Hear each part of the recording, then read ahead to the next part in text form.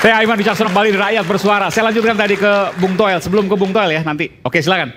Betul nggak Anda katakan bahwa siapapun pelatih nggak perlu Sintayong, naturalisasi jalan, Indonesia menang? Itu menjadi kemungkinan terbuka. Oke, artinya Anda benar mengatakan itu?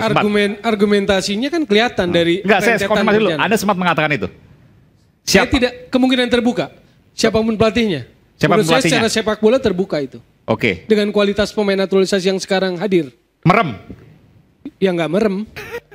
Maksud saya nggak merem, tapi ada Ragnar, Tom Hai, terutama yang terakhir Jai Izes, makanya bisa menang di Hanoi 3-0, itu sangat signifikan perbedaannya. Oke.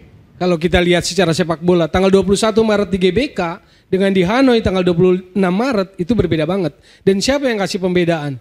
Ragnar Radmangun, Tom Hai, Jai Izes. Lalu kan kita wajar dalam sudut pandang sepak bola timbul pertanyaan logika.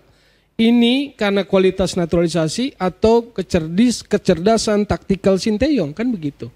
Ini juga bisa nyambung ke U23 ini nanti pertanyaannya. Contoh misalnya, Justin Hubner sedang upayakan untuk bisa dipinjam dari Cerezo, Elkan Bagot gitu kan.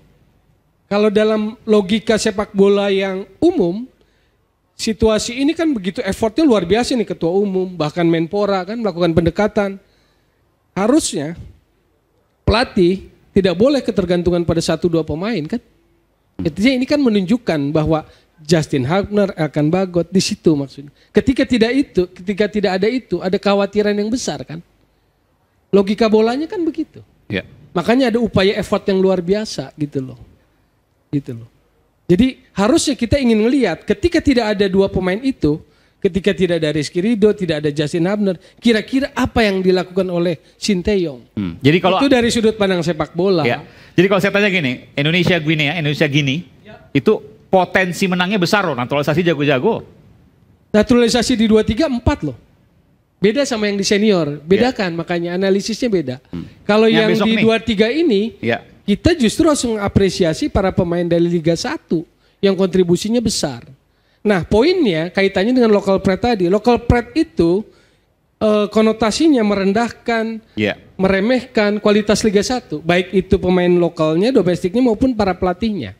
Itu yang terjadi di atmosfer publik bola, terutama di media sosial. Enggak, bukan, pertanyaan saya belum dijawab. Itu konotasi dari local pride. Padahal di U23 kemarin, sebut satu-satu deh. Hernando Ari, Rizky Ridho, Komang Teguh. Di sebelah kanan Rio Ilham maupun Fajar Fatur Rahman. Lalu ada Witan, itu main di Liga 1 semua. Marcelino besar di Persebaya, Pratama Arhan besar di Semarang. Kontribusinya besar. Yang naturalisasi kan 4, cuma 4. Jadi bedakan antara yang senior dengan yang 23. Oke, tapi 4 kan juga udah luar biasa. Ya, udah 4 itu kan dari 11 berarti berapa persen tuh? Hampir 40% kan? Iya, betul. Artinya sebenarnya sebenarnya terbuka peluang besar untuk menang dengan Indonesia Gini. Dengan negara Gini itu, Guinea. Gini kalau lihat individu pemainnya yang berkarir di Eropa, maka kita ngelihat bahwa secara prediksi bolanya nggak mudah. Nggak akan mudah. Apalagi ini main di Perancis yang sebetulnya buat mereka mungkin lebih akrab. Mereka lebih akrab main di sana kan ketimbang kita. Dan bahasanya sama ya, betul? Apa? Bahasanya sama. Oh iya. Mereka bisa. Mereka juga banyak main bola di Belgia, di Turki. Artinya mereka punya pengalaman itu. Tapi apakah secara tim ada sesuatu yang bisa berubah dalam sebuah pertandingan, satu pertandingan playoff? Bisa aja. Itu kan terbuka aja. Every underdog has his day gitu loh. Jadi setiap underdog selalu punya harinya. Let's say kita kan dari awal Piala Asia U23 itu kan underdog. Kalau mentalitas underdog itu terus dijaga, maka itu yang sebetulnya jadi senjata. Maka tadi kan Bung Aiman tanya, kita pernah bayangkan enggak? Enggak pernah bayangkan sampai semifinal atau playoff. Mental underdog. Iya, mental underdog. Cara bermain pun kan underdog. Defend, compact, retreat, counter attack. Kan begitu main kita. Harusnya pelatih yang ngomong. Tapi at least saya kan juga paham juga soal technical itu. Cara mainnya kan begitu. Saya ke Om Anjas. Om Anjas sebelum saya ke sayap kiri nih. Saya ke Om Anjas. Om Anjas, kalau menurut Anda, satu ini ada 2 pertanyaan. Soal naturalisasi dan kedua soal peluang dengan Gini. Jadi begini, kalau saya naturalisasi itu sama dengan pemalas. Pemalas. Pemalas. Kenapa? Karena PSSI tidak membangun pemain-pemain lokal. Oh. Dan pemain-pemain lokal ini ketemu pelatih Sintayong. Semua pemain Korea yang ada di dunia ini, dia ngandelin fisik. No skill. Siapa no skill? Sintayong. Kenapa Anda katakan no skill? Di mana itu? Di mana anunya? Kalau mau berdiri boleh loh, silakan. Enggak, anak-anak ini selalu lihat bola, tidak lihat orang yang bergerak. Golnya dari situ semua itu. Kenapa Sintayong tidak latih itu? Satu. Kedua, Jordi Ahmad, Klok, siapa lagi, Bagot. Itu pemain naturalisasi dari mana? Itu asal comot. Itu tidak lebih-lebih amat dari pemain-pemain lokal.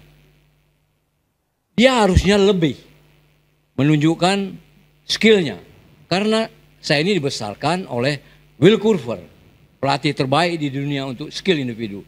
Jadi bukan saya tidak setuju naturalisasi ini. Naturalisasi ini mesti asal jangan comot. Asal jangan pemain-pemain entah kelas berapa.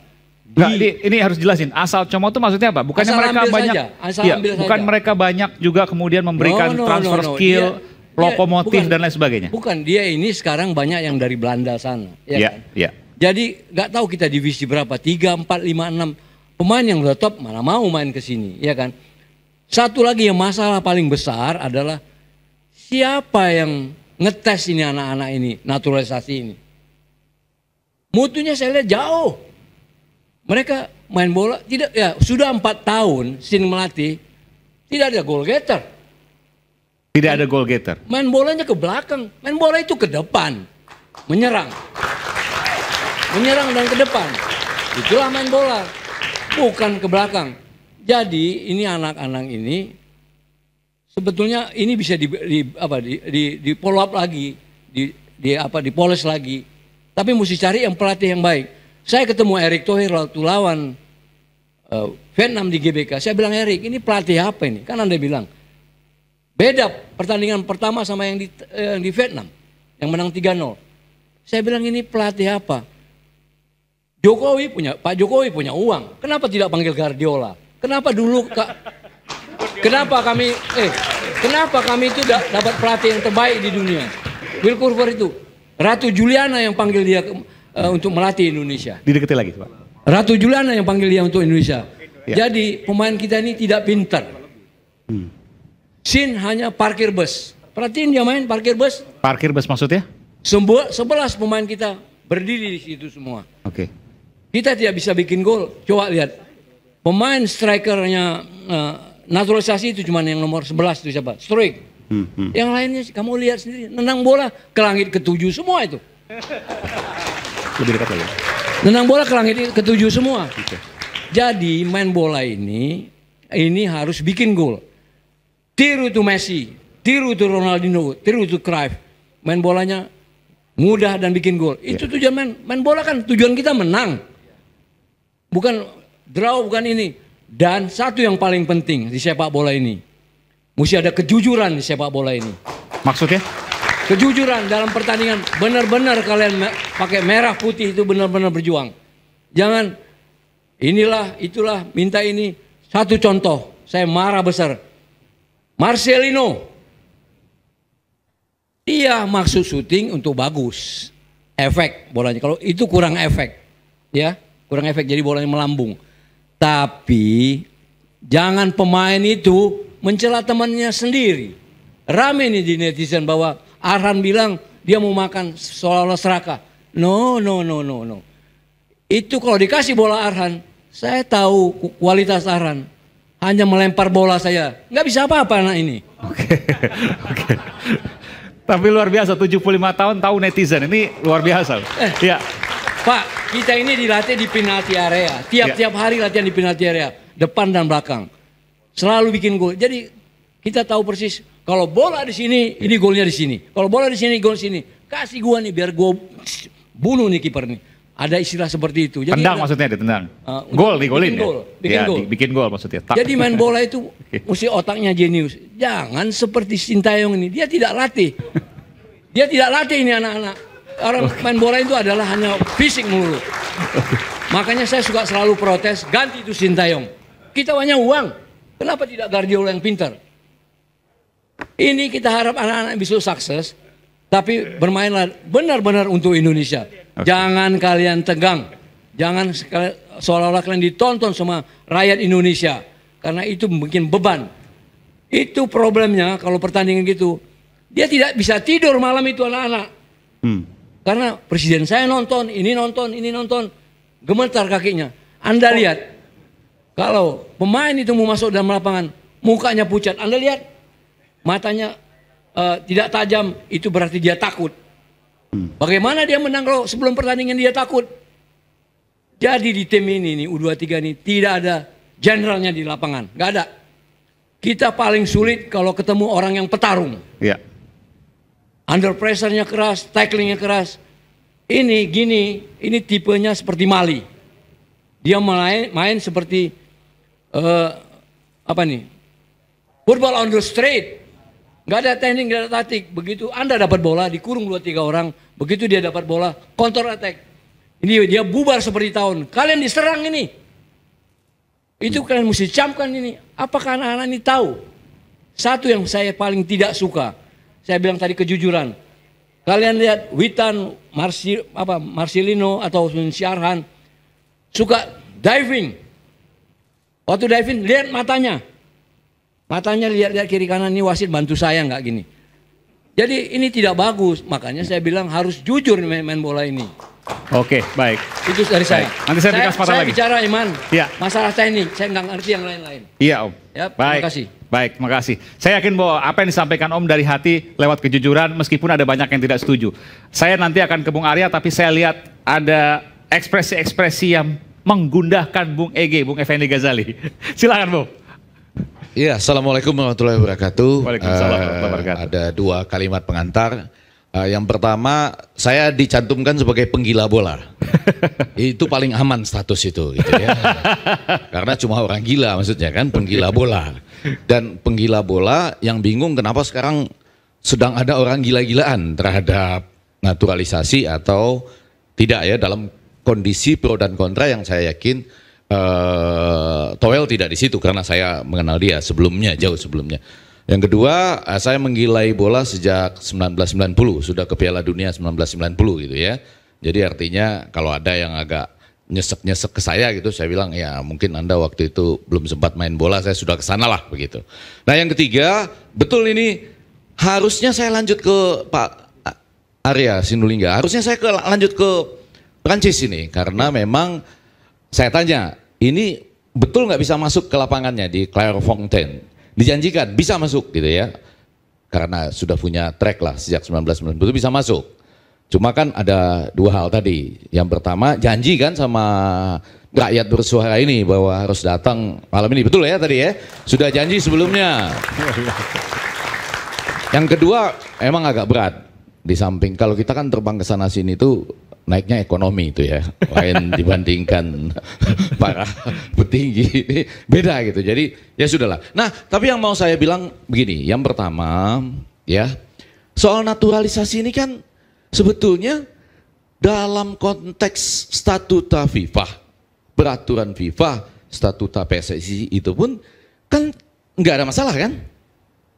Iya dong, kalau kita naturalisasi. Tidak ada yang dilanggar maksudnya gitu. Iya, kalau kita naturalisasi. Terus tidak ada larangan. Iya, artinya nggak ada yang dilanggar lah. Begitu kita naturalisasi, terus ada yang dilanggar, kita kena hukuman ya kan? Iya. Nah enggak, jadi artinya saya mau melihatnya dari 2 sisi. Sisi yang pertama, kan soal induktif nih.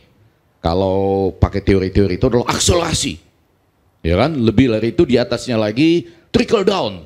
Kalau yang di atas ini diperbaiki, maka nanti mudah-mudahan ke bawahnya, kan kalau dibagi 3 yang di atas itu tadi ukuran prestasinya apa? Ada yang mau dibantah nggak dari apa yang disampaikan oleh Om Anjas tadi? Pelan-pelan. Oke. Bisa dibantahnya dalam konteks ini. Saya mau itu yang pertama tadi akselerasi. Oke. Sekarang peringkat FIFA kita naik ya, 134 hari ini. 134 ya. Terus kemudian Dari sebelumnya berapa tuh? Wow luar biasa. 170 ke 134 kita peringkat 4. Lalu bikin sejarah-sejarah ya. lolos ke Piala Asia Senior, maju keluar dari grup gitu ya.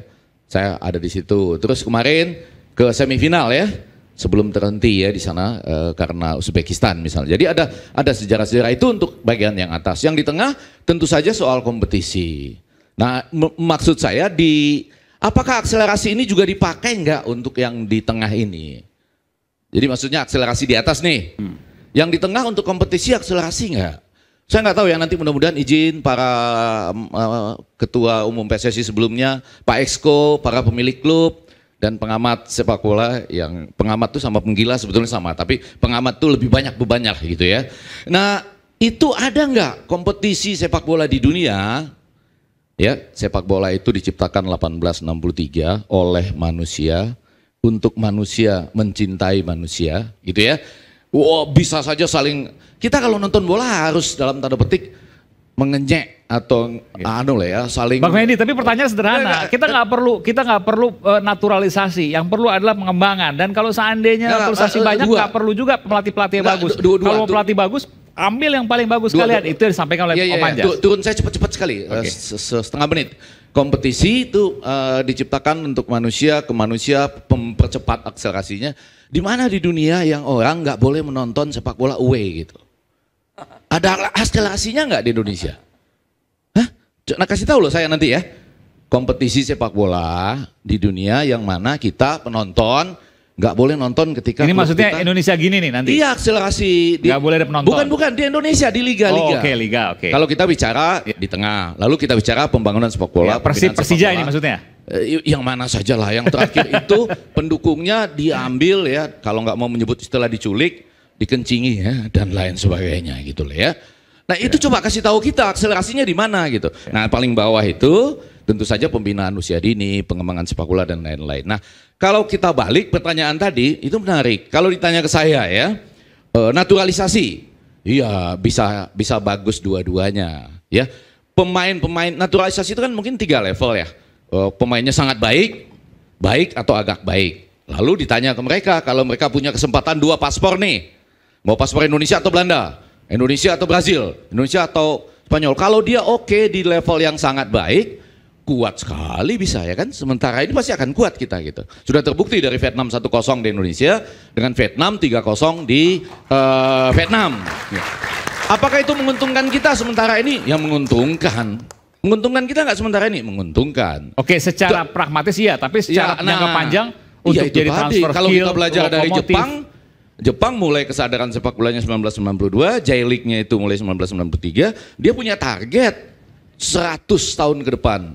Akan ada 100 klub sepak bola profesional, akan menjadi juara dunia pada saat itu gitu ya. Lalu dia mencapailah prestasi-prestasi yang ada. Jepang ini kan selain kalau saya keliru ya, tolong 4 kali ya juara Asia ya. Dan terus kemudian untuk Asia U23 kemarin sudah dia yang pertama kali memecahkan rekor juga ya, 2 kali begitu. Nah yang saya mau sampaikan adalah apakah setiap kali kita melihat nih kalau nanti ada pertandingan sepak bola kita, Irak lah yang paling dekat ya. Kalau yang gini ya, itu saya punya alasan lah untuk nggak mau memberikan prediksi lah, kurang lebih gitu ya. Karena saya sering ngukur-ngukur juga. Kalau optimisme semangat, ya semangat terus, ya kan? Tapi begitu melihat Uzbekistan, ya kan? Ini saya kasih tahu nih, ini beda mungkin Sintayong dengan Uzbekistan. Pak Tommy Welly, sesuai dengan pesan saya di media sosial, itu salam Anda ke Sintayong sudah saya sampaikan. Betul. Salam apa tuh? Iya dia kan waktu itu saya bilang, Toel mau sampaikan salam nggak ke Sintayong? Kalau saya ketemu saya sampaikan loh. Dan sudah saya sampaikan. Apakah dia ngerti apa tidak? Karena bahasanya itu saya campur-campur bahasa Indonesia bahasa Inggris. Tapi sudah saya sampaikan kepada sekretarisnya. Yang mau saya nyambung tadi legend kita Anjas Asmara ini adalah Timur Kapatse itu dari Uzbekistan membawa skuad Uzbekistan ya. Itu 22 pemainnya cuma 2 yang nggak main lah artinya. Semua bisa main gitu.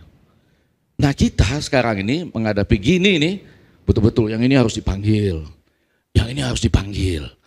Kalau enggak ini, kalau enggak gini gitu loh. Seperti ada kekhawatiran. Nah saya ngebayangkan 6 Juni nanti ini kita lawan Irak.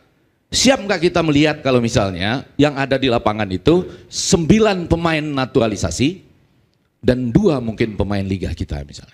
Kan kiper ada pilihan tuh, Martin Pes atau Hernando. Bagusan mana Martin Pes sama Hernando sekarang misalnya? Ya kan, karena pernah loh Smith dengan Gonta di Jepang ya. Nanti pada saat pemain timnas senior Indonesia melawan Irak, semua naturalisasi bisa main, bisa ikut, kemenangan udah di tangan. Gimana? Kemenangan udah di tangan. Karena tidak ada batasan usia, semua naturalisasi bisa main. Itu di tim senior ya maksudnya ya? Iya, senior. Ya itu belum tentu juga kalau sama Irak ya. kan selalu kalau sama-sama naturalisasinya pada level sangat baik, kita mungkin bicara kan bagus pelan-pelan. Dengan Irak. Jadi kalau kita bicara agak baik ya yang dinaturalisasi itu Asia Tenggara bisa kita misalnya gitu ya. Kalau dia baik di level baik, ketemu Uzbekistan udah agak kurang kelihatan dia ada di mana mainnya gitu. Biasanya dia berselancar kemana-mana. Begitu lawan Uzbekistan agak kurang kelihatan dia ada di mana gitu. Nah tapi kalau di sangat baik nanti misalnya gitu ya. Nah itu kan kita bicara level Piala Dunia kurang lebih gitu. Jadi artinya kalau ditanya menguntungkan nggak naturalisasi pada saat ini? Menguntungkan. Saya setuju apa tidak? Setuju. Untuk membuat kebanggaan kita dalam konteks akselerasi yang induktif. Tapi pada saat yang sama kompetisi harus diakselerasi, pembinaan usia dini juga harus diakselerasi. Dan itu belum terjadi. Dan itu belum terjadi. Yang paling bahaya dari itu semua, kalau bicara kejujuran nih. Pertanyaan saya, dan itu belum terjadi. Belum kalau saya. Boleh kan kejujuran ya? Iya. Kalau bicara kejujuran belum. Lihat aja kompetisi kita nomor 26 sekarang di Asia. Kalah dibandingkan Filipina. Tolong ya perbaiki saya kalau saya salah. Lawan Singapura kalah juga urutannya nomor 1, Arab Saudi nomor 2, Jepang gitu ya. Kita nomor 26. Poinnya selisihnya jauh. Jadi pertanyaannya apa fungsi dari naturalisasi? Naturalisasi fungsinya 2. 3 ya. Ini 2 kok begini. 1. Bangsa kita ini sedang betul-betul butuh prestasi. Oke. Di sepak bola ya. Itu quick wins lah. Ya ada unsur politiknya juga sih sebetulnya gitu ya. Apa udah bosan politik, ada bola lah gitu ya. Ingin quick win. Menang, quick wins, oke. Ya. Yang kedua ini lagi dicampur dengan menarik nih, campuran medsos. Jadi pemain-pemain yang dipilih ini selain ada dia agak baik atau baik itu membuat semua orang histeria. Aduh, saya punya hubungan jarak jauh dengan Rafael. Tolong dong sampaikan salam pada Rafael. Ini campuran menarik loh. Oke. Campuran menarik ya, tanpa orang sadari. Begitu misalnya Towel disalah mengertikan misalnya, nggak setuju naturalisasi, orang lebih memilih berpihak pada Rafa ketimbang pada Towel misalnya gitu ya. Padahal satu keturunan. Dari kan ada darahnya. Oke.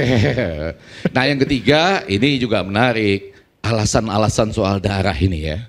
Tentu selalu menarik untuk menambahkan bahwa dia punya darah segala Indonesia. Tapi pada saat nanti kebetulan nggak punya darah, bagaimana tuh?